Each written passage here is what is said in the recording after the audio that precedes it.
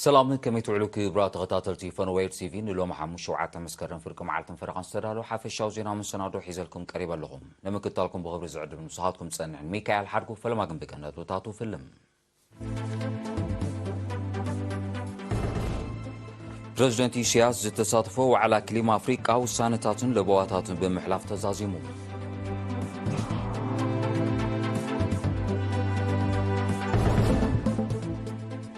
بريزيدنت سياس اب نيروبي مستفلالو حالفت تكالات ركباتا كايدو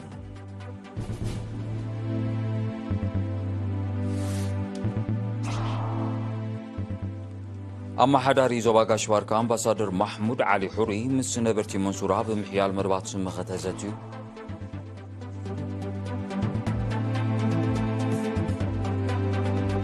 أب زيناتات وطاي بعلوا كاب سلطان زتالي بريزيدنت غابون علي بونغو بنصا كنقساسنا وطا كجيشن تفقيدلو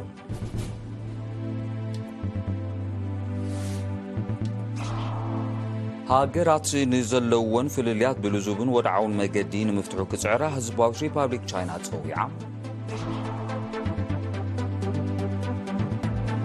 روسيا ناب افريقيا نتلخو اخليد مجد تركي كخون كلتين هاجرات بمتكل كم تسمامعه تجليتون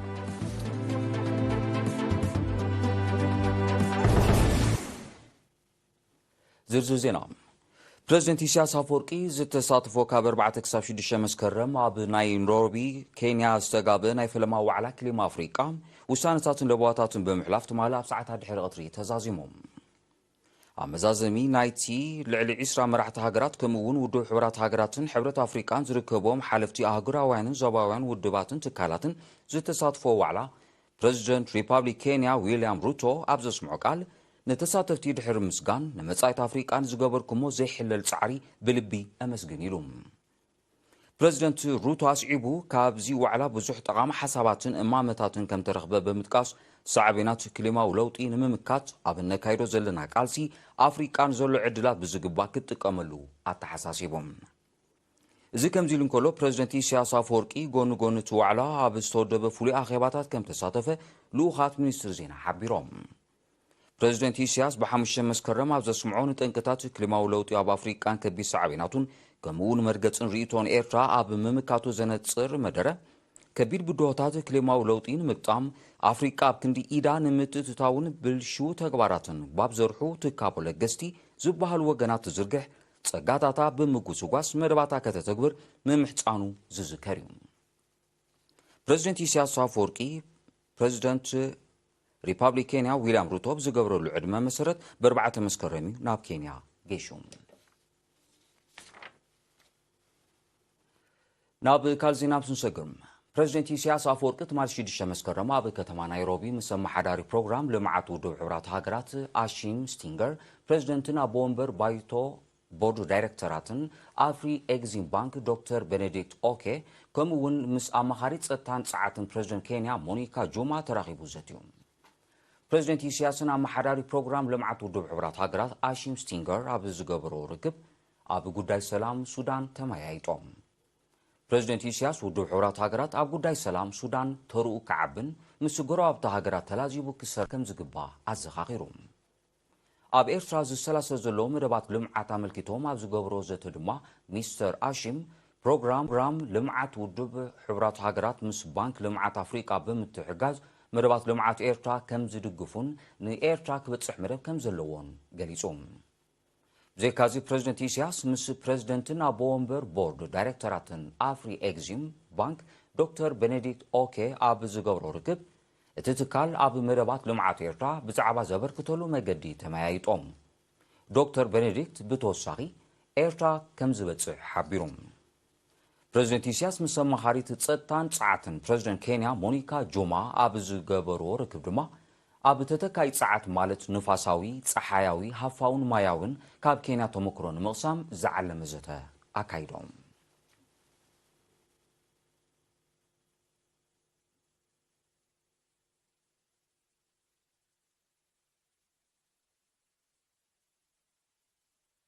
قوامي لو خيرتا بحبرات هاجرات نتغنى أمنستي أب العلي إيرترا نزملكت مجلسي أوتيوم ملو تحستو كاتيلو كقربيوم ጠቓና ኣምነስቲ ኣብ ልዕሊ ኤርትራ ይቕጽል ቋሚ ልኡኽ ኤርትራ ኣብ ሕቡራት ሃገራት ኒውዮርክ ክስታት ኣምነስቲ ኣብ ልዕሊቲ ብዲስፕሊንን ስልጡን ባህልን ዝልለ ሓይልታት ምክልኻል ኤርትራ ዝውሓት ትሕዝቶ ይኹን ቁም ነገር ስለ ዘይብሉ ኤርትራ እዚ ትካል እዚ ንዝዝርግሖ ሪፖርት መልሲ ክትህበሉ ግደ ሓቂ ዘይግባእ ክብሪ እዩ የግዳስ እቲ ሪፖርት ዝተኸተሎ ስነ ኣገባብ ማለት ሜቶዶሎጂ ግስርጥንኡ ከተነጽር ትደሊ ኣምነስቲ ባዕሉ ዘካየዶ ዝኾነ ይኹን መጽናዕቲ የለን ኣብ ክንድኡ ከም ኣካል ናይቲ ኣብ ዝሓለፈ ዕቑዳት ኣብ ልዕሊ ኤርትራ ክጋዋሕ ዝጸንሐ ጠቃኒ ዘመተ ስሞም ኮነ መንነቶም ዘይፍለጥ ምንጭታት ሳልሳይ ኣካል ብዛዕባ ወተሃደራዊ ትካል ኤርትራ ዝነዝሕዎ መርትዖ ዘይብሉ ቤላቤለው ርዒቡ ብመንገዱ ክዝርግሖ መሪጹ እዚ ስም ህዝቢ ኤርትራ ከጸልም ዝሃቀነ ዳሕረዋይ ሪፖርት ልክዕነቱ ዘረጋግጽ ኣልያ ወይ መካኒዝም ዘይብሉ ቃለ መሕትት ማዕዶ ምርኩስ ዝገበረ እዩ ኤርትራን ኢትዮጵያን ጎንን ጎኒ ብሰላምን ሓድሕድ ምክብባርን ንዘንተ ዕለት ብሓባራ ክነብራ ጂኦግራፊያዊ ዕጨን እዩ ክንዲ ዝኾነ ረብሖም ጥራይ ዝዓጦም ግዳማውያን ሓይልታት ኣብ መንጎ ክልቴን ሃገራት ጽልእን ቅርሕንትን ንምፍጣር ዝገብሮ ዘየቋርጽ ሃቐነታት ነውርን ዘይቅቡልን እዩ ኣምነስቲ ድማ ኣብ ሰብኣውነት ተመርኪሱ ንሰላምን ዕርቅን ክሰርሕ እምበር ኣብ መንጎ ክልተ ኣሓት ሃገራት ግጭት ንምፍጣር ክሃልኽ ዘምሕረሉ ይኮነን ብዛዕባ ኤርትራ ዝልፍልፍ ሰነዳት ኣምነስቲ ልክዕ ከም ምንጭታቱ ካብ ዓመት ንዓመት ክእመን ዘይክል እናኾነ እኳ ደኣ ፎክሰት ናይቲ ትካል እናጉልሐዩ ክመጽእ ጸኒሑ እዚ ኣብ ጻዕዳ ሓሶትን ዝንቡዕነትን ዝምርኮስ ብመንቅባት ዝጋዕዘየ ጸብጻባት ንህዝቢ ኤርትራን ወረጃ ባህሉን ብምንሻው ምስሊ ሕብረተሰብ ኤርትራ ምድዋን እምበር ካልእ ዕላማ ከም ዘይብሉ ባዕሉ ዝነግር እዩ ሓደ ካብ መርኣያ ተጻባኢ ዘመተ ኣምነስቲ እቲ ኣብ 2011 ክፍጽሞ ዝሃቀነ መባዓዲ ስርሒት እዩ ሽዑ ኣምነስቲ ኣብ ዘይሕጋውን እኩይን ሸርሒ ምቕያር ስርዓት ኣብ ኤርትራ ክነጥፍ ኢድ ብኢድ ተታሒዙ ክንዲ ዝኾነ ብዛዕባ እዚ ውጉዝን ዘሕትትን ከይሲ ተግባር ንህዝብን መንግስትን ኤርትራ ብወግዒ የቕሬታ ክሓትት እምበር መብርህ እውን ዘየድልዮ ፍሉጥ ሓቅታት ብምዝምባዕ ሞራላዊ ልዕልና ከም ዘለዎ ንምርኣይ ክፍትን ኣይምተገበን እዚ ዳሕረዋይ ጸብጻቡ ኸዓ ከም ኩሉ ዝሓለፈ ንፋልሶ ክስታት ጉዝጓዝ ዝገበረ ተወሳኺ ብላሽ ሓቐነ እዩ ኣብ ማሕደር ዞባ ጋሽዋርካ ኣምባሳደር ማሕሙድ ዓሊ ሑሪ ኣብ ምሕያል መደባት ጥሙር መኸተ ዘተኮረ ዘተ ምስ ነበርቲ መንሱር ኣካይዱ ወኪል ኤሪና ኢብራሂም ዓልን ዘዳለዎ ጸብጻብ ያሲን ሳልሕ ከቕርቦ እዩ ኣመሓዳሪ ዞባ ጋሽባርካ ኣምባሳደር ማሕሙድ ዓሊ ሑሪ ኣብ ምሕያል መደባት ጥሙር መኸተ ዘተኮረ ዘተ ምስ ነበርቲ ንኡስ ዞባ መንሱራን ኣብቲ ንኡስ ዞባ ዝነጥፉ ኣካላትን ኣካይዱ ኣብዚ ብ4 መስከረም ዝተኻየደ ኣኼባ ኣምባሳደር ማሕሙድ ብውህደት ህዝብን ሰራዊትን ኣድማዒ ልምዓታውን ድሕነታውን መደባት ከም እተተግበረ ብምጥቃስ መደባት ጥሙር መኸተ ናይ ቀዳምነት ተዋሂብዎ ኣብ ዝዕየየሉ ዘሎ እዋን ተራ ህዝብን ሰራዊትን ወሳኒ ስለ ዝኾነ ንምሕያሉ ኩሎም ማሕበራት መንግስቲ ግንባርን ሰራዊትን ብዕቱብ ክሰርሕሉ ኣተሓሳሲቡ ጎኒ ጎንቲ ዝርግሕን ተጠቃምነትን መሰረታውያን ኣገልግሎታት ንምስፋሕ ዝካየድ ዘሎ ንጥፈታት ንቕሓትን ውዳበን ሕብረተሰብ ብሓፈሻ ናይ መንእሰያት ድማ ብፍላይ ንምብራኽ ኣመሓደርትን ኣዘዝቲ ሰራዊትን ቀላስተራ ክጻወቱ ዘዘኻኸረ ኣምባሳደር ማሕሙድ ሓሊፉ ዝረአ ናይ መሬት ክርክር ንምፍታሕ ዓበይቲ ዓድን ዝምልከቶም ኣካላትን ብውህደት ክሰርሑ ተላብዩ ተሳተፍቲ ብወገኖም መደባት ጥሙር መኸተ ንምዕዋትን ተሳትፎ መንእሰያት ኣብ ኩሉ ዓማማት ንምርጋጽን ብንቕሓት ከም ዝዋስኡ ብምግላጽ ዝውጠኑ መደባት ዓሚቕ መጽናዕቲ ክካየደሎምን ተሳትፎ ማሕበራት መንግስቲ ብዘዕቢ ኣገባብ ክትግበሩን ተላብዮም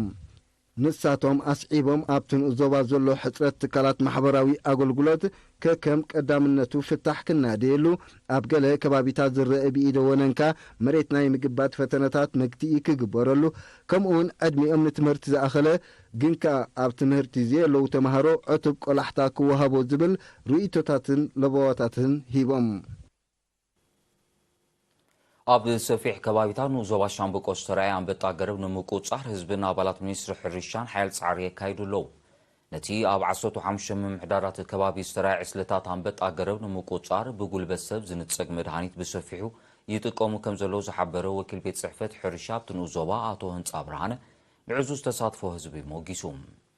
ንዝያዳ ድማዕነት ህዝቢ ኣብ ከባቢኡ ዘሎ ኩነታት ብዕቱብ ክከታተልን እዋናዊ ሓበሬታን ዝምልከቶ መምሕዳር ወይ እውን ቤት ጽሕፈት ሕርሻ ከመሓላልፍን ድማ ኣተሓሳሲቦም ኣብቲ ናይ ምቁፅጻር ዕማማት ዝሳተፉ ዘሎ ነበርቲ በጎኖም እቲ ተርዮ ኣብ ትሕቲ ቁፅፅር ክሳብ ዝኣቱ ብዝሓይለ ክነጥፉ ምዃኖም ኣረጋጊጾም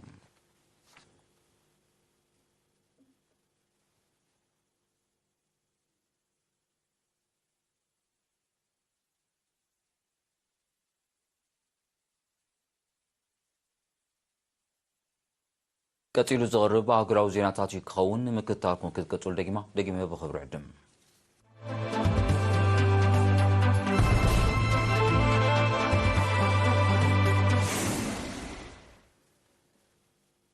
ዜናው መሰናዶ ኤርቲቪ ናቐጽለይ ክብራት ዓዘብቲ ስለምክትታልኩም ኣዝየ መስግን ዜና ወጻኢ ኣብ ጋቦን ብዕልዋ ካብ ስልጣን ዝተኣለየ ፕሬዝደንት ዓሊ ቦንጎ ብነጻ ክንቀሳቐስን ካብቲ ሃገር ወፂኡ ጥዕኑ ክከታተልን ከም ተፈቕደሉ ስልጣን ሒዙ ዘሎ ወተሃደራዊ ጉጅለ ትማሊ 6 መስከረም ኣፍሊጡ ፕሬዝደንት ዓሊ ቦንጎ ድሕሪ እቲ ብ30 ናሓሰ ዝተኻየደ ዕልዋ ኣብ ናይ ገዛ መሓዩር ከም ጸንሕን ብጥዕናዊ ምኽንያት እቲ ፍቓድ ከም ተዋሃቦን እቲ ወተሃደራዊ ጉጅለ ብተወሳኺ ኣነጺሩ ነቲ ዕልዋ ዝመርሐ ጀነራል ኦሊጉ ንዋጌማ መራሒ መሰጋገሪ መንግስቲ ጋቦን ብምዃን ብ4 መስከረም ቃለ መሓላ ምፍጻሙ ይዝከር እዚ ናይ ጋቦን ዕልዋ ኣብ ዝሓለፈ 3 ዓመታት ኣብ ሃገራት ምዕራብን ማእከላይን ኣፍሪካ ወተሃደራውያን ጉጅለታት ዘካይድዎ መበል ሻምናይ ምዃኑ እዩ ዝሕበር እዚ ብቕንዱ ኣብተን ግዛት ፈረንሳ ዝነበራ ሃገራት ዝተኻየደ ዕልዋታት ልዑል ህዝባዊ ደገፍ ከም ዘለዎ ዝሕብሩ ናይ ቀረባ ተዓዘብቲ ሳዕቢናት ናይቲ ፈረንሳ ኣብቲ ዞባ ብሓፈሻ ኣብተን ሃገራት ድማ ብፍላይ ክትክተሎ ዝጸንሐት መዝማዚ ፖሊሲታት ከም ዝኾነ እዮም ዝገልጹ ኣብ ዞባ ኢንዶ ፓሲፊክ ዘሎ ጂኦፖለቲካዊ ረብሓታት ዝመንቀልዩ ምትፍናን ምውጋድ ሃገራት ንዘለዎን ፍልልያት ብልዙብን ወድዓውን መገዲ ንምፍትሑ ክጽዕራ ህዝባዊት ሪፓብሊክ ቻይና ጸዊዓ ቀዳማይ ሚኒስትር ሊ ኬኺያንግ ነዚ ጻውዒት ዘቕረበ ጎንጎን ነቲ ብ5-6 መስከረም ኣብ ጃካርታ ኢንዶኔዥያ ዝተኻየደ ዓመታዊ ዋዕላ ማሕበር ሃገራት ደቡባዊ ምብራቕ እስያ ማለት ኣስያን ኣብ ዝተወደበ ርክብ መራሕቲ ኣባል ሃገራትን ሓያላን ሃገራትን ኣብ ዘስምዖ መደረ እዩ ሚኒስተር ሊ ኬያንግ ኣብቲ መራሕቲ ኣባል ሃገራት ኣስያን መራሕቲ ህንዲ ጃፓን ደቡብ ኮርያ ከምኡውን ምክትል ፕሬዚደንት ኣሜሪካ ዝተረኸብሉ ኣኼባ ኣብ ዞባ ኢንዶ ፓሲፊክ ጂኦፖለቲካዊ ረብሓታት ንምስሳይ ዝግበር ምትእትታው ንዘሎ ፍልልያት ኣብ ኢሱ ንግጭት ዝዕድም ኮይኑ ከም ዘሎ ብምጥቃስ ኣብዛ ዓለምና በፂሓቶ ዘላ መድረኽ ቀፅራዊ ረፅምን ሓድሽ ዝውሕል ኩናት ምፅራር ልዑል ኣገዳስነት ከም ዘለዎ ገሊፆም ማሕበር ሃገራት ደቡባዊ ምብራቕ ኤስያ ማለት ኣስያን ኣባል ሃገራት ብዘለዎን ብዝሒ ህዝብን ዘመዝግቦ ዘለዋ ቀጠዋዊ ገስጋስን ሓደ ካብ ኣገደስቲ ዞባዊ ምትኻብ ምዃኑ ይጥቀስ ብሩኔይ ማሌዥያ ኢንዶኔዥያ ፊሊፒንስ ሲንጋፖር ታይላንድ ቪየትናም ላኦስ ካምቦዲያን ሚያንማርን ቆምቲ ኣባላት ናይ ዝውድብ እየን ሩስያ ንሃገራት ኣፍሪቃ ብዝሓሰረ ዋጋ ክትቀርቦ ንዝሓሰበት እኽሊ መገዲ ቱርኪ ክኸውን ክልቲአን ሃገራት ብመትከል ከም ተሰማምዓ መንግስቲ ሩስያ ትማሊ 6 መስከረም ኣፍሊጡ እቲ 1 ሚልዮን ሜትሪክ ቶን እኽሊ ነተን ሰደድ እኽሊ ሩስያን ዩክሬንን መገዲ ኣብ ጸሊም ባሕሪ ዝርከባ ወደባት ብምውዛፉ ሕፅረት ኣጋጢሞን ዘሎ ሃገራት ኣፍሪቃ ክባጻሕ ብምውጣን ነቲ ስኩምቲ ከም ዝወሰደት እያ ሩስያ ኣነፂራ ዘላ ኣብ ቀረባ መጻ ድማ ሞንጎ ክልቲአን ሃገራት ኣብ ቴክኒካዊ መስርሕ ተግባር ናይቲ ሰደድ እኽሊ ዝግበር ዘተ ክበጋገዝ ትፅቢት ከም ዝግበር መንግስቲ ሩስያ ገሊጹ ሩስያ በቲ ኣቐዲሙ ዝተበፅሐ ስምዕ መሰረት ሕቶታታ ከም ዘይተመለሰ ብምኽሳስያ ናይ ምውዛዝ ስጉምቲ ወሲዳ ጸኒሓ መብዛሕትኡ ካብቲ መገዲ ኣብ ጸሊም ባሕሪ ዝርከብ ወደባት ንሰደድ ዝተላከ ፍርያት ዩክሬንን ሩስያን ናብ ዝተወጠነሉ ዕላማ ክበፅሕ ከም ዘይጸንሐዩ መንግስቲ ሩስያ ዝኸስስ ሩስያ ንሰደድ እኽሊ ዩክሬን ብጸሊም ባሕሪ ከተፍቅድ እንተኾይና ኣብ ልዕሊ ሰደድ ፍርያት እኽልን መኻዕበቲ እቶትን ተነቢሩ ዘሎ ማሕነቆታት ክለዓልያ ከም ቅድመ ኩነት ኣቕሪባ ዘላ ፕሬዚደንት ሩስያ ቭላድሚር ፑቲን ፕሬዚደንት ቱርኪ ረሲብ ጣይብ ኤርዶጋንን ብ4 መስከረም ኣብ ከተማ ሶቺ ኣብ ዘካይድዎ ርክብ ጉዳይ ሰደድ እኽሊ ዝለዓለ ቃልቦ ዝተዋሃቦ ምንባር ዝግለጽ ጸጥታ ንምውሓስ ናብ ዲሞክራሲያዊ ሪፓብሊክ ኮንጎ ሰራዊትን ልኢኸን ዘለዎ ሃገራት ምብራቕ ኣፍሪቃ ወተሃደራዊ ወፍሪ ክሳብ መወዳእታ ናይዚ ዓመት ክቕጽል ኣብ ዝሓለፈ ሳልሲ ተሰማሚዐን እተን ሃገራት ኣንጻር መንግስቲ ዲሞክራሲያዊ ሪፓብሊክ ኮንጎ ዝካየድ ሽበራዊ ተርእዮታት እናሓየለ ይመጽእ ከም ዘሎ ብምሕባርን ነቲ ስጉምቲ ከም ዝወሰደ ኣፍሊጠን شوعة هاجرات مبرق أفريقيا نتي أب مبرقاوي شنخ ديمقراطياوي ريبابليك كونغو تفتير زلو تصتاو كلو لاون مهدا أبز حالف عام سراويتن كم زلأخا زذكريوم يخون برتي قداماو سراويت نتلخو زبقع عبركتو كم زي قبره من قسي ديمقراطيا ريبابليك كونغو كوكس انيحلوم أب مونغو سراوي ديمقراطيا ريبابليك كونغون M23 تبايلو زصواع عطو جلن زكاير قجت بالسافع ملكوعي قتل كم زلو يوم نايك 4 عزبتي زطاسوم ورحنا عساكل تشين عسان سلسن ورح حملة تختيلا بدرجة عالم زواعات منبارات صبصابات مترولوجي حبيروم أو ورحنا حاسس تمزقبة متن وعي كابتي كرمي اندستراوي سورا زنبرة بحدن تو 5 ديجري سنتيغريد كمزو علل عبتي تصبصاب تتغيسلوم بزي كازي ابتا ورحيا وكيانوسات استات 21 ديجري سنتيغريد وعي كم تمزقبة ازو دما قدمو كابز تخستت زل عالم منبارو تغليصوم بمسرت صبصابات مترولوجي 2023 دحري كلتشن عصرت وشدشن اتازوعيت عامت كم زغنة تفليت لهم سعبينات كلماو نوصي نعبي مص كم زلو زطقسو كيلاتات سبات اب اكبابي زغتلو اتاحزا كعريو كتحساسو صنيحمالو لعل 900 سعبينات كلماوي من زبال بغوغي نتفتات سبات كم زغستيو زحبار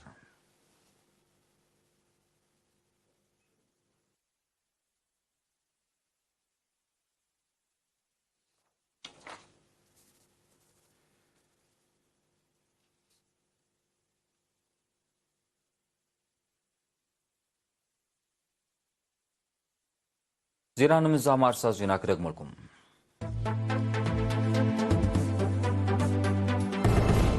بريزيدنت إسياس تتصادفوا على كليم أفريقيا وسانتات لبواتات بمحلاف تزازيم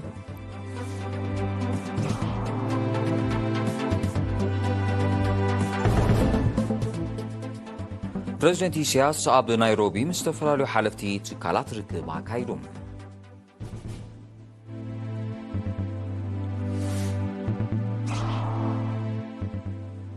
أما حدر زوبا كاشوارك أمباسادر محمود علي حوري مس نبرتي منصورة بمحيال مربات مختزتيو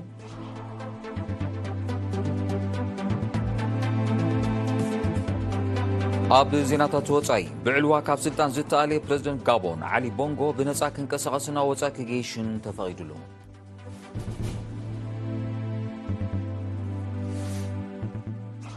هاجرات نزلون فلليات بلزوبن ودعاون مقدين مفتحو كتصعرها هزباوت ريبابليك تشاينا تصويعة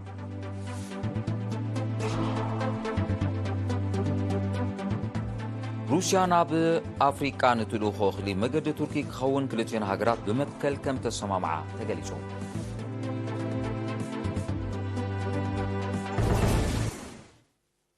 زي خبركم تعزتنا الساعة السلالو زينا ومسنادو أبزي في تصام سلام كتالكم عزيزي مسكين مسارح تي عمير علي زدالو على تاو زينا سبورتس عيبو قربي بوغن يقل السلام